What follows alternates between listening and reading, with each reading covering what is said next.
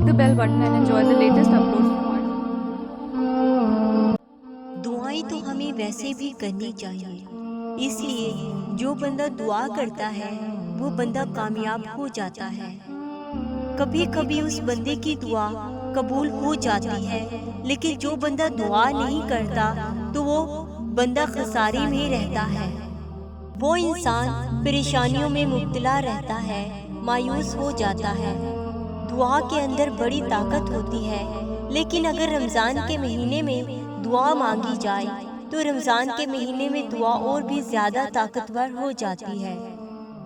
اور اس بات کا بیان احادیث میں بھی آیا ہے کہ روزے دار کی دعا قبول ہوتی ہے۔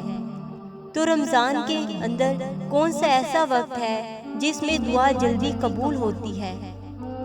احادیث کی روشنی میں اسی پر بات کریں گے۔ اس سے پہلے آپ ویڈیو کو شیئر کر دیں اور ڈیپ لائن چینل کو سبسکرائب کرنے کے بعد بیل آئیکن کو بھی پریس کر دیں۔ حضرت ابو ہریرہ ایک حدیث میں فرماتے ہیں کہ آپ صلی اللہ علیہ وآلہ وسلم نے ارشاد فرمایا کہ روزے دار کی دعا رد نہیں کی جاتی بلکہ قبول کی جاتی ہے، اور روزے دار جب بھی دعا مانگے وہ اس کی دعا قبول ہوتی ہے۔ لیکن روزے کی حالت میں ایک ایسا وقت بھی ہے جس میں یقیناً دعا قبول ہوتی ہے۔ اگر انسان پختہ یقین کے ساتھ مانگے اور اپنے اللہ پر امید رکھتے ہوئے مانگے تو ضرور قبول ہوتی ہے۔ اخلاص کے ساتھ مانگے، درود پاک پڑھنے کے بعد مانگے تو وہ دعا ضرور قبول ہوتی ہے۔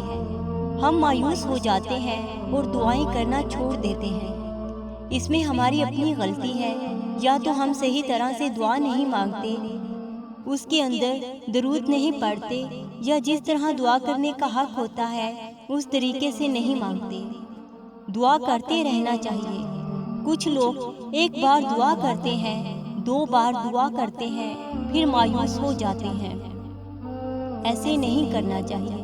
حضرت ابو ہریرہ رضی اللہ تعالیٰ عنہ سے روایت ہے کہ رسول اللہ صلی اللہ علیہ وآلہ وسلم نے ارشاد فرمایا کہ 3 انسانوں کی دعائیں رد نہیں کی جاتی، یعنی 3 بندے ایسے ہیں جن کی دعائیں ہمیشہ ہی قبول ہوتی ہیں۔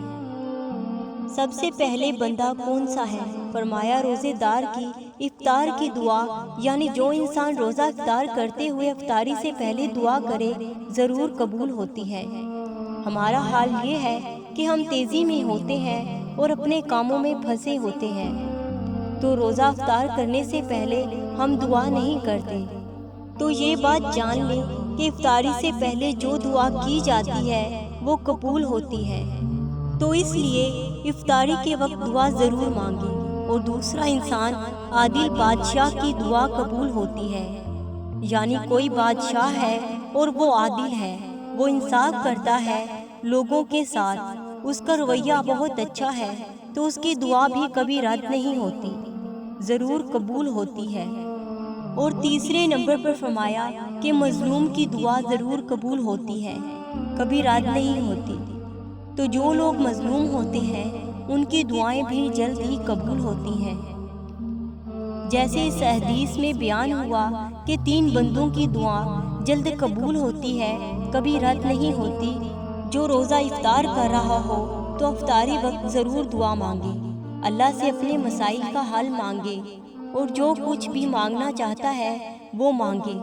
ہر کوئی اپنا مسئلہ جانتا ہے کہ کس انسان کو کیا مسئلہ ہے، تو وہ اپنا مسئلہ اپنے رب کے سامنے رکھ دے۔ سب سے پہلے درود پاک پڑھے، اس کے بعد نہایت عاجزی کے ساتھ اللہ سے دعا کرے کہ اے اللہ ہم تیرے بندے ہیں، تیرے در پر آئے ہیں، اے اللہ تو ہمیں عطا کر دے۔ تو وہ رب ہر کسی کی سنتا ہے، کسی کو محروم نہیں کرتا، لیکن ہمارے مانگنے میں کوئی کمی ہوتی ہے کہ ہم اس طرح سے نہیں مانگتے جس طرح ہمیں مانگنے کا حق ہوتا ہے۔ رمضان رحمتوں اور برکتوں کا مہینہ ہے، خوب رحمتیں اور برکتیں سمیٹیں، خوب دعائیں مانگیں، خوب سجدے کریں، نوافل کا اہتمام کریں، اللہ کا ذکر کرتے رہیں۔ یہ تو ایک سنہری موقع ہے اللہ کے پیارے بننے کا، اللہ تعالیٰ کو راضی کرنے کا، اپنی بخشش کروانے کا، اللہ سے دعا مانگنے کا۔ اس کو ہرگز ضائع نہیں کریں۔ اللہ تعالیٰ آپ سب سے ڈھیروں راضی ہو۔ اور یہ رمضان آپ کے لیے خیر اور برکت سے بھرپور ہو۔ اللہ تعالیٰ ہم سب کی دعائیں قبول فرمائے۔